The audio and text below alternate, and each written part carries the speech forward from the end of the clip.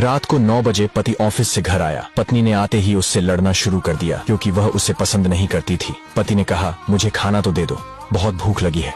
पत्नी बोली, खुद जाकर खा लो, मुझे नींद आ रही है। पति चुपचाप सुनता रहा और पत्नी पूरी रात उससे लड़ती रही। जब सुबह हुई तो पति ने कहा, मुझे नाश्ता तो दे दो। पत्नी ने गुस्से में कहा, मैं तुझसे तंग आ गई हूँ, भगवान करे तू मर जाए। पति कुछ नहीं बोला और चुपचाप ऑफिस चला गया। पत्नी अपने बच्चों को स्कूल से लेकर वापस आ ही रही थी तो उसने देखा घर के सामने भीड़ लगी हुई थी।